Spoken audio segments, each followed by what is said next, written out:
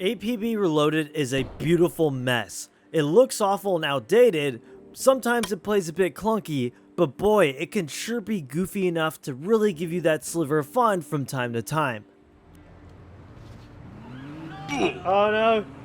He's chasing me! Steven, run! He's on my tail! You're never gonna get me, coppers! No! I got the item. I don't know what do I do with it? What do? Take it to the objective. I don't know where that is. Save yourself. I've been arrested again. Welcome to A Journey Back in Time, everyone. Today we're diving into the world of an old school lobby-based shooter, APB Reloaded. This has been an interesting experience. What do you think? Yep. Yeah. I mean, we played it so you don't have to, really. APB is one of those games where it feels like I played it in a weird or obscure dream long ago and really had to extract the memories from the recesses of my mind to even think about or remember this game. I downloaded and checked this game out to answer one simple question. Are there still people playing this game? And according to the Steam charts, there are. So I just had to see why people were still here. The concept of having such a hardcore niche audience for a game that has been out for so long and really has been so forgotten about is such an interesting topic to me that I just had to jump in and play this game to see what that experience is like.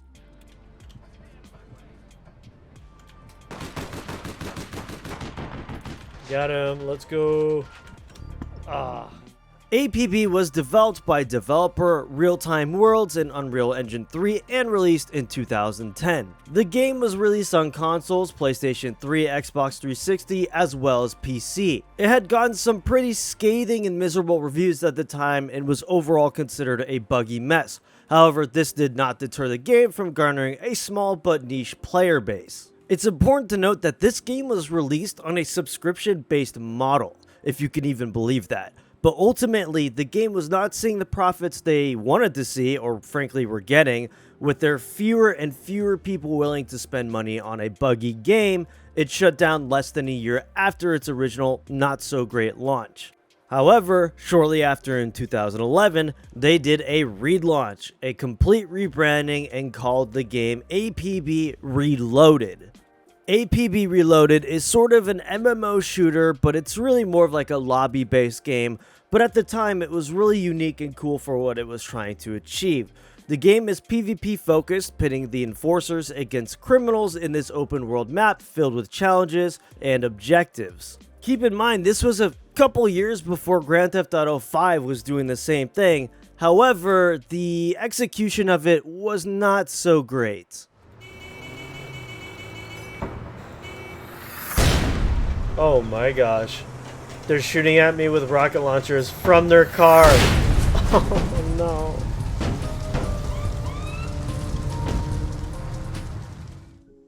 Immediately upon entering the game, you are prompted to make your character, and while the models are outdated, there is actually quite a bit you could do to customize your character.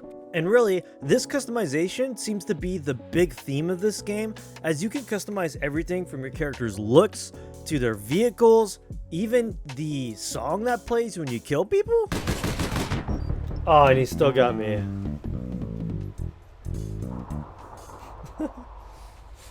Oh man. There really is a lot of customization for a game this old that we don't even see in modern games, just something to note. So basically this game is like a lobby-based shooter, and the lobby is just a giant free roam city. And when I mean the city is a lobby, I really mean it. It literally has nothing much to offer. It's kind of just a big like NPC street crawl with cars, and I guess you can hijack cars and run people over. I guess that's kind of cool. But really the main bulk of the gameplay comes from doing these missions that you accept and are kind of littered throughout the map. The missions themselves aren't anything too crazy. They're more just enforcers against criminals, so they're basically just PvP lobbies with different objectives like capturing a case or just King of the Hill type modes. But what blows my mind the most is going into these game modes, you can tell that some of these players have been playing this game for so long. These are the dedicated players that keep this game going. They absolutely demolished me, and they had the craziest customization I've ever seen.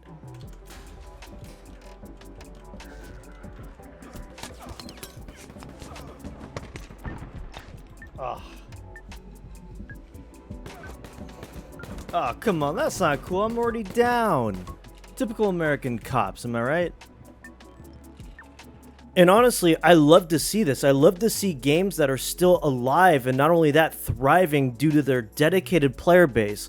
I mean, this game is 15 years old, and Little Orbit, the publishing company, could just decide to pull the cord at any moment, but they don't, because even though they're a small player base, they are the dedicated few. And right now, during a time in which, game studios are being shut down left and right, it's impressive to me to see this old game still shine bright with its small player base. This is kind of what blows my mind about this game. Even though it's an old, clunky mess that does have moments in gameplay that are genuinely fun, I think what shines the brightest is the player base, the select few players who are still giving their time to keep this game alive. Let me know if you want me to check out any other games that have a small but dedicated player base just like this game. I would love to check it out and just kind of see what that community looks like. Thanks so much for watching this video, and I will see you all in the next one.